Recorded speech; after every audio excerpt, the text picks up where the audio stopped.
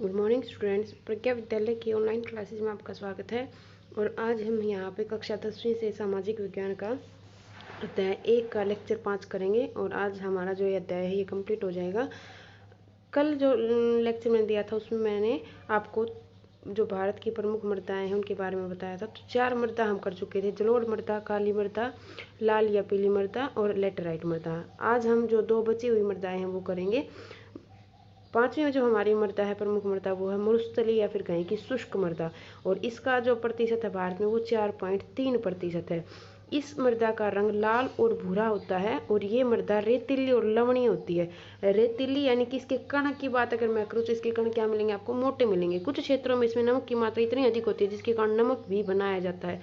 जो वाष्पीकरण की जो प्रक्रिया है, जैसे कि झीलें हैं, झीलों में पानी जब सूख जाता है, वाष्पीकृत हो जाता है, तो नीचे जो बच जाता है, जो अवशेष बच जाते हैं, वो नमक के अवशेष बचते हैं, उसे नमक बनाया जाता है। शुष्क जलवायु के कारण और उच्च तापमान से जल वाष्पन अधिक होता है। मृदा की सतह के नीचे परतों में चूने के कंकर भी की सतह मिलती है। यानी कि जो पानी है वो जल्दी सूख जाता है क्योंकि जलवायु क्या होती है? शुष्क होती है। और धूप की वजह से, गर्मी की ज़्यादा होने की वजह से वाष्पीकरण ज़्यादा होता है, जिसके कारण क्या होता है कि मिट्टी की जो सतह के नीचे जो परत होती है वहाँ पर क्या जमा हो जाता है? चूने के कंकर जमा हो जाते हैं।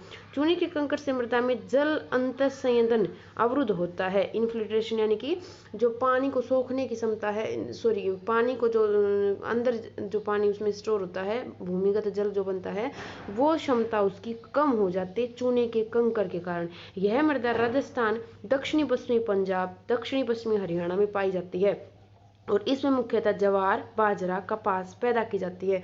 अब इस मृदा में आपको पता है कि जो कण मोटे हैं तो इसकी पानी को पानी जो है वो ज़्यादा समय तक इसके अंदर नहीं रह पाता है टिक के।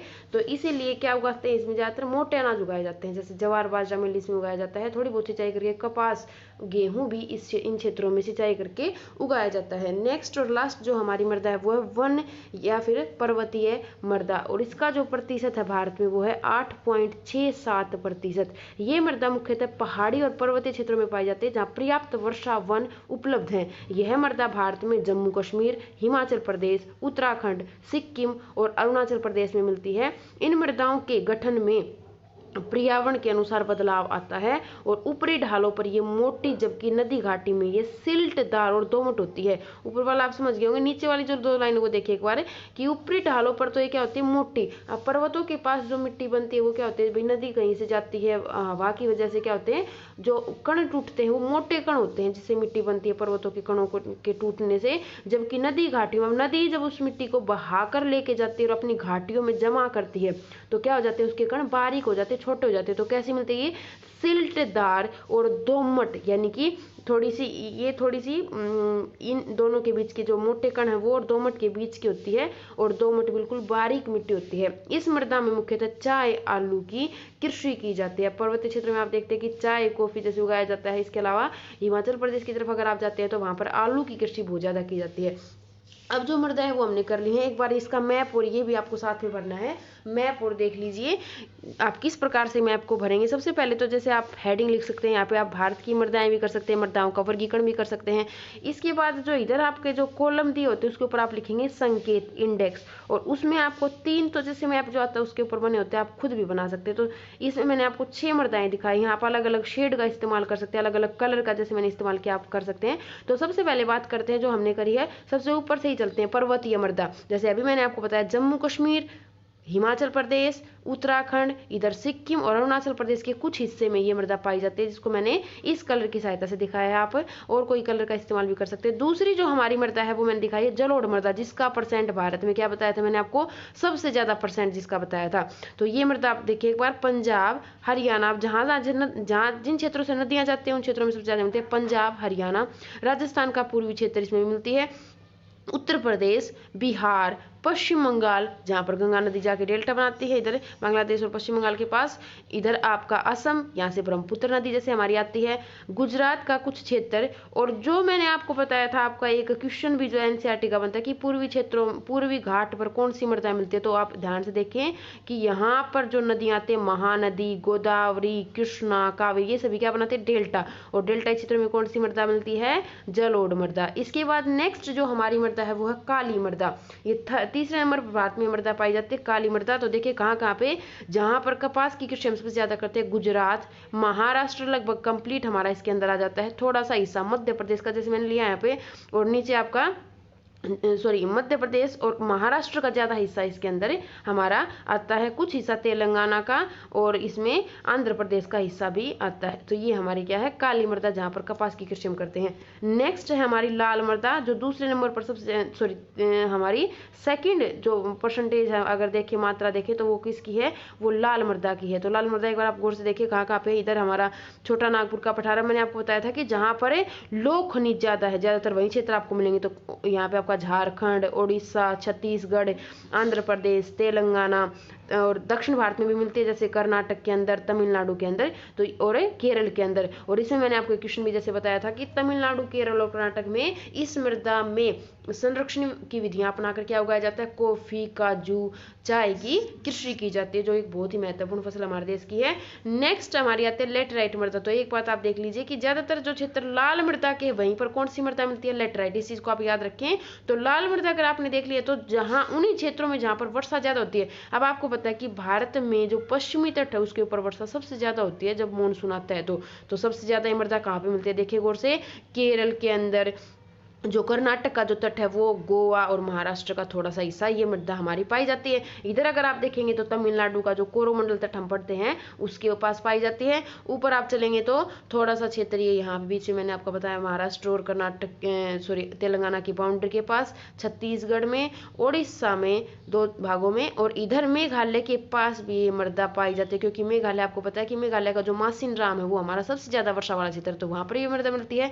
तो ये जो डॉटेड में मैंने दिखाई, कौन सी मृदा दिखाई, लेटेराइट मृदा। और लास्ट जो हमारी मृदा है वो शुष्क मृदा या फिर मरुस्थलीय मृदा। तो मरुस्थलीय मृदा तो आपको पता ही है, हमारे थार का जो मरुस्थल है उसमें मिलती है। तो ये क्षेत्र हमारा किसका है, मरुस्थलीय मृदा का, जो सबसे शुष्क क्षेत्र है, सबसे कम वर्षा यहाँ पर हमारी होती है।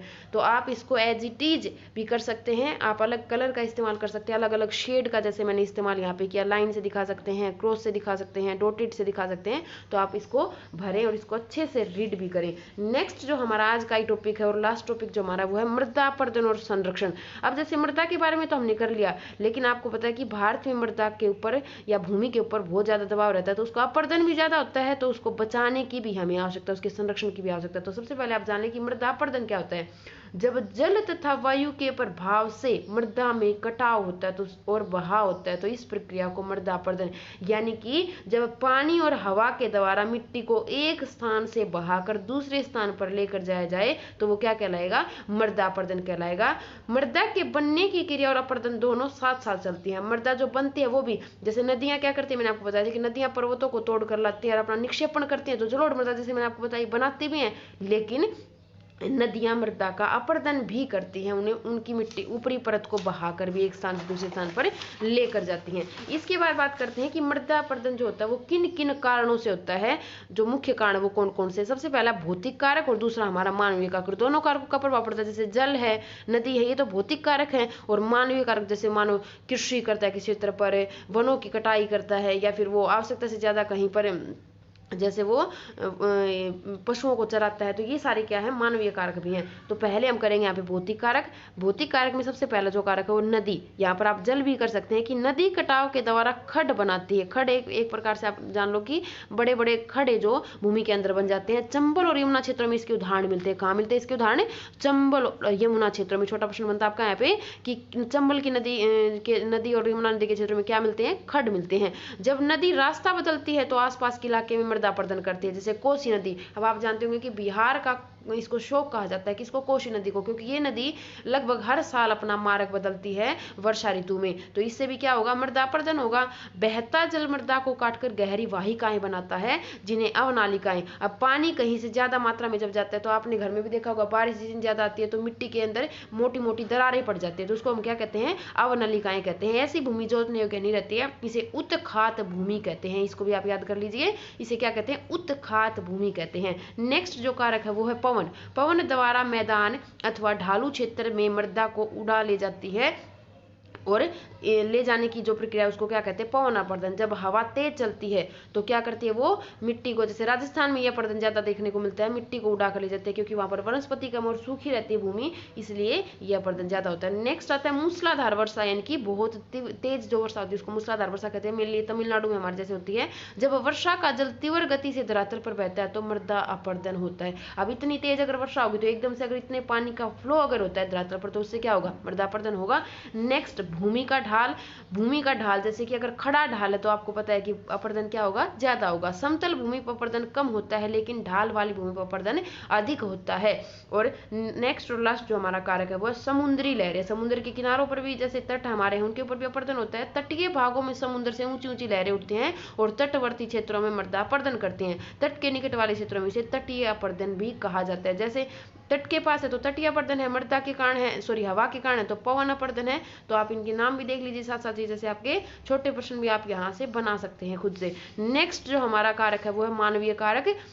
सबसे पहले मानवीय कारक में कृषि, क्योंकि हम सबसे ज्यादा क्या करते हैं, भूमि पर कृषि ही करते हैं। कृषि के गलत तरीकों से भी मृदा अपर्दन होता है। गलत ढंग से हल चलाने, जैसे ढाल पर ऊपर से नीचे की ओर हल चलाने से वाहिकाएं बन जाती है। जब अगर मान लो कहीं ढाल है, जैसे हम बात करें पर्वतीय क्षेत्रों की, तो अगर ऊपर से नीचे की ओर हल चलाए जाते हैं तो क्या बन जाते हैं, वाहिकाएं बन जाती है, जिसके कारण बहता पानी आसानी से मृदा का कटाव कर देता है।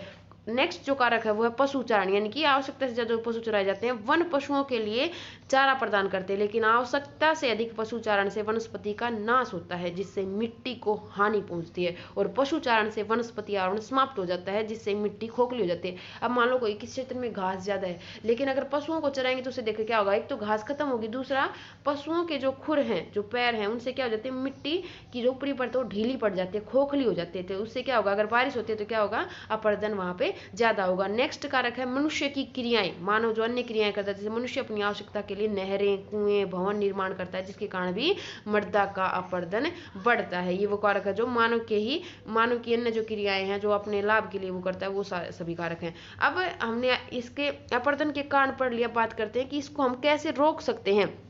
तो आप इस क्वेश्चन को थोड़ा सा ध्यान से देखें, जो आपका एनसीईआरटी का क्वेश्चन नंबर 2 है, बस ये लास्ट हमारा बचा, बाकी हम सब कर चुके हैं।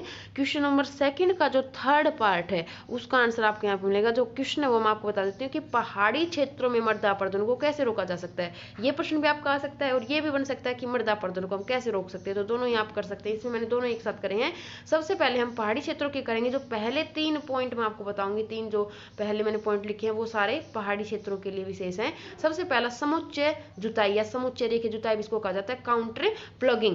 ढाल वाली भूमि पर समुच्चय रेखाओं में समानांतर हल चलाने से ढाल के साथ जल बहाव की गति घटती है और इसे समुच्चय रेखीय जुताई कहते हैं। अब इसको समझने के लिए एक बार आप ध्यान से देखिए, मैं यही आपको बता देती हूँ।